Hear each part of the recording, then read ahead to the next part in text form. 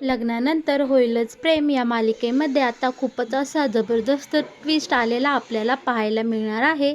इकडे आता जीवा आणि नंदिनी खूपच दुःखात असतात आणि इकडे बाळ गेलेलं आहे. नंदिनीला बाळ होणार नाही या सगळ्या टेन्शनमुळे आता इकडे जीवाला फार वेड लागलेलं आपल्याला पाहायला मिळणार आहे. जीवाची मानसिक स्थिती आता हललेली आपल्याला येणाऱ्या काही भागांमध्ये पाहायला मिळणार आहे. इकडे आता काव्याच्या चोरोटीची सगळी तयारी झालेली असते आणि आता चोरोटी अगदी उद्यावर येऊन थांबलेले असते. मानिनी, मिथुन काका, नंदिनी ही सगळी आपल्या काव्याच्या चोरोटीला काय मेनू बनवायचं या सगळ्या तयारीत लागलेले असते. ते आपलं साधा सरळ पारंपरिक मेनू इकडे मानिनी ठरवते, पण इकडे स्वात्या येऊन मध्येच म्हणते, देशमुखांना काय भिकेचे डोळे लागले आहे का? एवढा साधा बेत आणि साधा मेनू आपल्या देशमुखांच्या घरात कधीपासून बनायला लागला आहे मानिनी? आपल्या घरात ते असला मेनू तू ठरवला आहे, बायकांना असलं खायला देणार आहे. तर यावर इकडे नंदिनी म्हणते की स्वात्या, तुम्हाला इथे कोणीही बोलवलं नाही आणि तुम्हाला आमंत्रणसुद्धा नाही आहे. आमचं चांगलं भलं चिंतणाऱ्या माणसांनाच आम्ही इकडे चोरोटीला बोलवणार आहे. तुम्ही तिथे नाही आलात तरीही चालेल. इकडे लगेच विजय बोलत असतो की तुम्ही कशाला यांच्या नादी लागताय, कशाला यांच्यासोबत बोलताय? तर लगेच मिथून बोलतो की वसुताई, कशाला तुम्ही यांच्यामध्ये मध्ये बोलताय? जाऊ दे ना, जावा तुम्ही तिकडे कुठंतरी जाऊन बसा. तर इकडे लगेच आता वसुताई बोलती, हिच्या पाण्यापेक्षा माझा जावई चांगला लिंबू सरबत बनवतो. तर इकडे आता मिथून म्हणतो, ठीक आहे, मग आपण विजयला लिंबू सरबत बनवायला सांगूयात. तर इकडे विजय म्हणतो, ठीक आहे, मी लिंबू सरबत बनवतो, तुम्ही भांडी घासून घ्या. आणि इकडे आता मिथूनला खूपच वाईट वाटलेलं असतं आणि मानिनी म्हणती, तोंड सांभाळून बोल विजय. आणि मग आता इथून विजय आणि स्वात्या निघून जाते आणि इकडे आता मानिनी मिथुनला बोलते की भाऊजी, तुम्ही अजिबात त्याचं वाईट वाटून घेऊ नका. तर इकडे मिथुन म्हणतो, ठीक आहे ना, मला सवय झाली या नालायकांच्या बोलण्याची, इट्स ओके. आणि सगळे पुन्हा एकदा आहे त्या गोडाशा काव्याच्या चोरोटीच्या कार्यक्रमाबद्दल चर्चा करू लागतात. आता इकडे बघा, अखेरीस काव्याच्या चोरोटीचा दिवस उगवलेला असतो. इकडे छान काव्य तयार झालेली असते. इकडे आता नंदिनीला जीवाच्या वागण्याचं खूपच टेन्शन आलेलं असतं. जीवा हा त्यांचं बाळ गेलं आहे या दुःखातून अजिबात सावरलेला नसतो आणि तो खूपच विचित्र वागू लागलेला असतो. तो बाहुलीसोबत खेळत असतो, पाळण्याजवळ खेळत असतो आणि पाळण्याला एकदम त्यात बाळ आहे असं समजून जीवा दिवसेंदिवस किंवा वेळ भेटन तसं तिथे वेड्यासारखं करू लागलेला असतो आणि जिमला म्हणून जात असतो. तर तिकडे सुद्धा जाऊन तो त्या कथ्थक डान्सच्या बाहेर उभा राहत असतो आणि इकडे नंदिनी मात्र स्वतःला दोष देत असते की या सगळ्याला मी कारणीभूत आहे, माझ्यामुळे जीवांची परिस्थिती दिवसेंदिवस खूपच ढासळत चाललेली आहे. पण स्वभावानुसार नंदिनी ही तिचं सगळं दुःख मागं सारते आणि इकडे आता काव्याच्या चोरोटीच्या कार्यक्रमात छानपैकी तयार होऊन सामील झालेली असते. इकडे काव्य आता छान अशी तयार होऊन येते.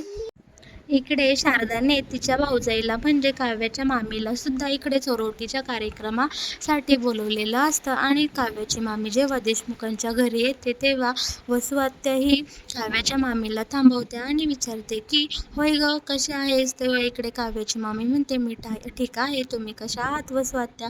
तेव्हा वसुआत्या म्हणते, मी सुद्धा छान आहे. तेव्हा वसुआत्या बोलू लागते की इकडे काव्याच्या आईची आधीसुद्धा 2 मिसकॅरेज झाली होती ना. तर इकडे काव्याची मामी बोलू लागते, हो ना, इकडे ताईंना सुद्धा खूप त्रास झाला होता. आता त्यांच्या वाट्याला जे दुःख आलं ते इकडे काव्य आणि नंदिनीच्या वाट्याला येऊ नये एवढंच मला वाटतं. आणि त्या दोघींची डिलेव्हरी आणि सगळं काही बाळाचं एकदम सुखरूप व्हावं हीच माझी इच्छा आहे आणि हेच माझे आशीर्वाद आहे माझ्या दोन्ही भाच्यांना, असे इकडे काव्याची मामी स्वात्याला सांगू लागते. तेव्हा मात्र नेमकी काव्य ही पायऱ्यांनी उतरत खाल्लेले आलेली असते आणि काव्य आणि जीवा हे दोघे जण इकडे आता त्या मामीचा आणि स्वात्याचं सगळं काही बोलणं ऐकत असतात आणि या सगळ्याचं मात्र आता इकडे काव्याला टेन्शन आलेलं आपल्याला पाहायला मिळणार आहे. आणि आणि जीवाला तर काय या सगळ्याची पूर्ण कल्पना असते.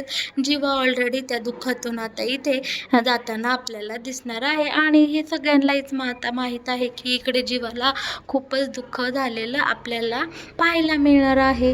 पण दुसरीकडे मात्र इकडे विजयाने व स्वात्याने खूपच मोठं काव्याविरोधात कारस्थान रचलेलं असतं. कारण इकडे विजयला हे काव्याचं बाळ या जगातून नाहीचं करायचं असतं. त्यामुळे इकडे स्वात्या आणि विजयचं खूपच मोठं प्लॅनिंग बंद दरवाजात चाललेलं असतं की आपण असं करूया, काव्याला पायऱ्यांवरून ढकलून देऊया आणि तिचा संपूर्ण काटा काढूया. असं खूप मोठं विजय आणि स्वात्याचं इकडे कारस्थान बंद दाराआड चालू असतं.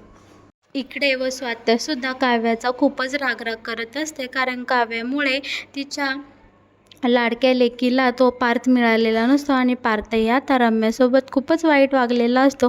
या सगळ्या रागापोटी स्वात्यासुद्धा या नालायक विजयच्या हो मध्ये हो मिळवतच जात असते. त्याला कोणत्याही गोष्टीसाठी अजिबात आडवत नसते. आणि दुसरीकडे मात्र इकडे काव्या खूपच सुंदर दिसत असते आणि ती इतकी सुंदर दिसत असते की आपली मानिनी तिची लगेच इकडे दृष्ट काढून घेते आणि म्हणते, माझी सून केवढी गोड दिसते आहे, माझ्या सुनेला कोणाचीही नजर न लागो. आणि इकडे मानिनी आणि काव्याची आई शारदा हे दोघेही इकडे आता काव्याचं कौतुक करताना आता आपल्याला पाहायला मिळणार आहे. इकडे आता काव्या खूपच गोड लाजत असते आणि पार्थ मात्र इकडे काव्याची खूपच काळजी घेत असतो.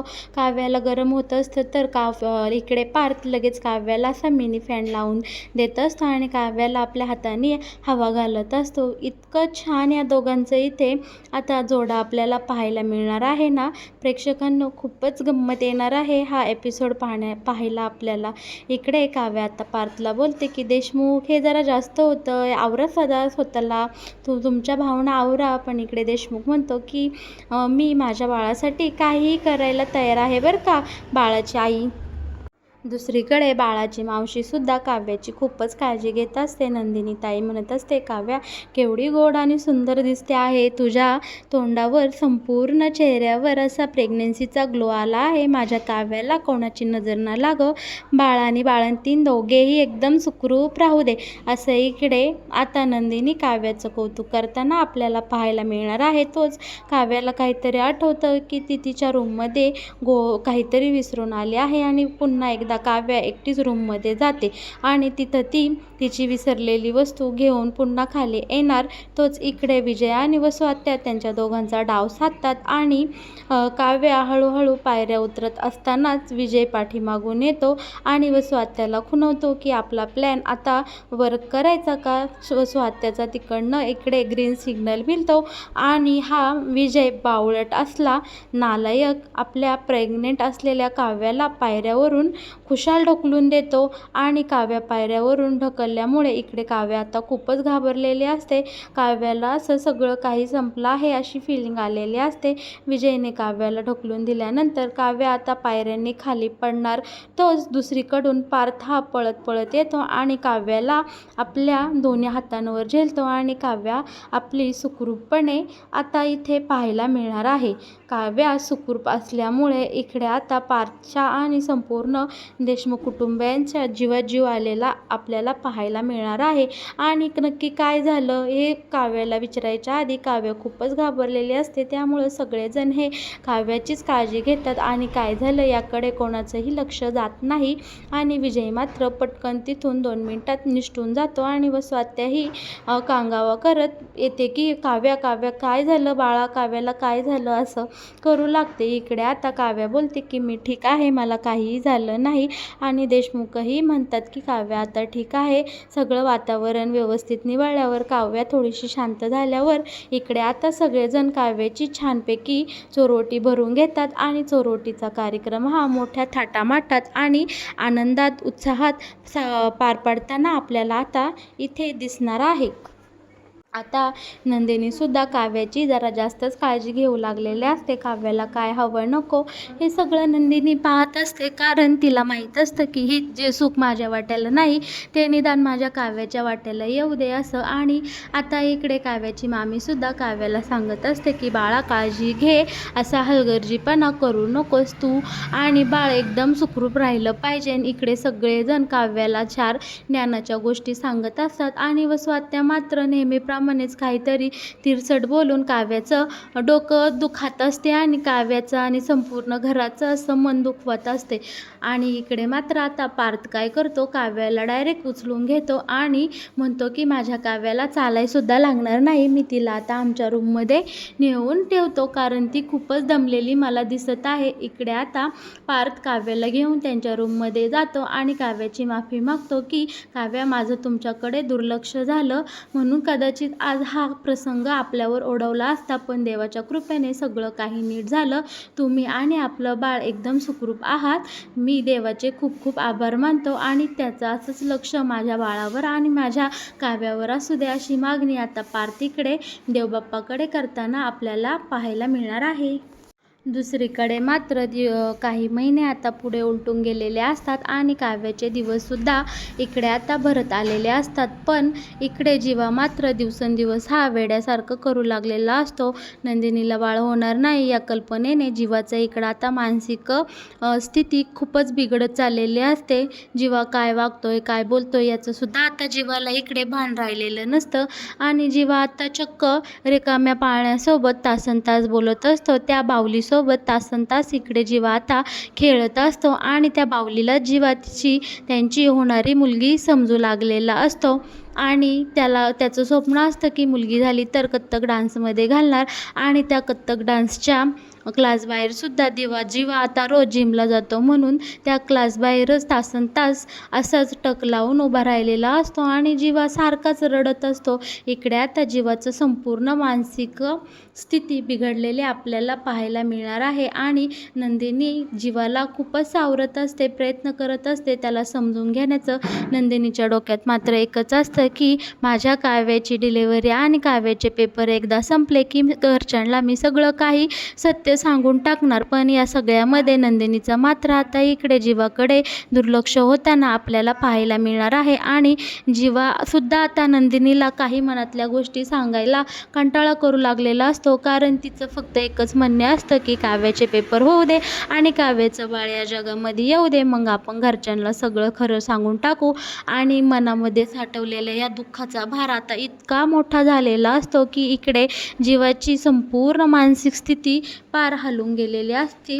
जीवा हा अगदी वेड्यासारखं करू लागलेला असतो, मनामध्ये दुःख साठवून जीवा आता चक्क बाहुलीलाच बाळ समजू लागलेला असतो आणि रोज त्या बाहुलीला पाळण्यात घालून अंगाई काय गाऊ लागलेला असतो आणि अशा बऱ्याच गोष्टी जीवा लहान बाळाला आणतात, बोलतात, असं वागू लागलेलं असतं. इकडे नंदिनीला काय करावं काय वागावं मात्र तेही कळत नसतं. तिची खूपच घुसमट आणि कोंडी झालेली असते की मी नक्की बोलू कुणासोबत, कारण कोणाला काही सांगायला गेलं तर सगळं सत्य बाहेर येईल. आणि नंदिनीसुद्धा इकडे मनातल्या मनात खूपच कोमेजून गेलेली असते, ती मोठमोठ्याने रडू लागलेली असते. तिलासुद्धा इकडे काय करावं काय नाही अजिबात कळत नसतं.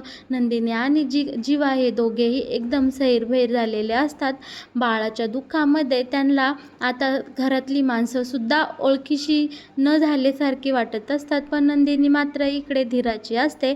तिचं तिच्या बहिणीवर खूप प्रेम असल्यामुळे ती प्रत्येक प्रसंग आला दिवस प्रत्येक दिवसाला एकदम संयमाने पुढे ढकलू लागलेले असते. पण एक दिवस काय होतं, काव्या आणि नंदिनी दोघेही अशा गप्पा मारत असतात आणि ती जीवाचं निरीक्षण करते आणि काव्याच्या इकडे आता लक्षात येताना आपल्याला दिसणार आहे की जीवा असं काहीतरी विचित्र वागत आहे.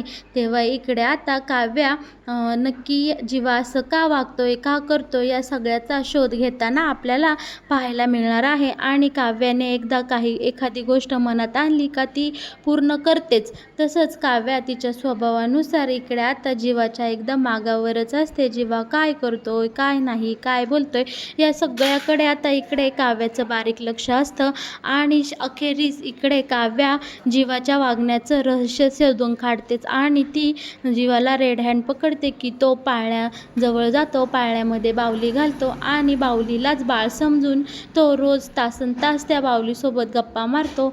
आणि इकडे कथ्थकच्या क्लासबाहेर जाऊन सुद्धा टक लावून बसलेला असतो. तेव्हा इकडे आता काव्याला काही झालं हे कळत नसते. काव्या एक दिवस नंदिनीला जे काय आहे ते स्पष्ट विचारते आणि नंदिनी मात्र गप होते. पण काव्या बोलते, ताई तू काय सत्य आहे ते मला सांग, तुला माझी शपथ आहे. तेव्हा इकडे आता नंदिनी काव्याला सगळं सत्य सांगू लागते की माझं बाळ कधीच या जगातून गेलं आहे आणि तुझ्यासाठी आम्ही दोघांनी हे बाळ असल्याचं नाटक हे 9 महिने पुढं कंटिन्यू ठेवलं. पण आता या सगळ्याचं आमच्या दोघांच्याही मनावर खूप दडपण आलं आहे आता ही गोष्ट आमच्या दोघांनाही सहन होत नाही. आणि जीवाने तर या गोष्टीचं खूपच जास्त टेन्शन घेतलं आहे. त्याच्या मनावर तो खूपच परिणाम झाला आहे. तो आता रिकाम्या पाळण्यासोबत तासनतास बोलतो आणि त्या बाहुलीलाच तिचं बाळ समजू लागलेलं आहे. आणि आई काव्या पार्थ आता जीवांची मानसिक स्थिती खूपच नाजूक झालेली आहे आणि आता ते वेड्यासारखं वागू लागलेलं आहे. इतके दिवस मी तुमच्या सगळ्यांपासून ही गोष्ट लपवली, पण आताही हे सगळं तुमच्यापासून लपवणं माझ्यासाठी खूपच अवघड झालेलं आहे. आणि इकडे आता नंदिनी काव्याकडे पाहते आणि खूपच मोठ्याने रडू लागते. इकडे आता मानिनीसुद्धा नंदिनीला समजवते की बाळा, एवढं मोठं दुःख तू कशासाठी एवढे दिवस मनामध्ये लपवून ठेवलं, एकदा तरी आमच्यासोबत बोलायचं. आणि या सगळं ऐकून काव्या मात्र आता इकडे खूप मोठ्याने हंबरडा फोडते आणि म्हणते की जीवाच्या या आत्ताच्या अवस्थेला मीच जबाबदार आहे. माझ्यामुळं जीवाचं आयुष्य उद्ध्वस्त झालं आहे आणि माझ्यामुळे तुम्हा दोघांना इतके दिवस खूप असा त्रास सहन करावा लागला आहे. या गोष्टीचं मला आता खूपच दुःख झालेलं आहे आणि मला खूप वाईट वाटत आहे. आणि इकडे काव्या आता स्वतःला खूपच त्रास करून घेते आणि मोठमोठ्याने रडू लागते. तर मग प्रेक्षकांनो, लग्नानंतर होईलच प्रेम या मालिकेत येणारा हा नवीन ट्विस्ट तुम्हाला पाहायला आवडेल का? आणि यावर तुमचं काय मत आहे हे सांगायला मला अजिबात विसरू नका. तुमची जी काही प्रतिक्रिया असेल ती कमेंट बॉक्सद्वारे माझ्यापर्यंत पोचवा. आणि येणाऱ्या काही भागांमध्ये हा जबरदस्त जो काही ट्विस्ट आपल्याला पाहायला मिळणार आहे तो पाहायला अजिबातच विसरू नका.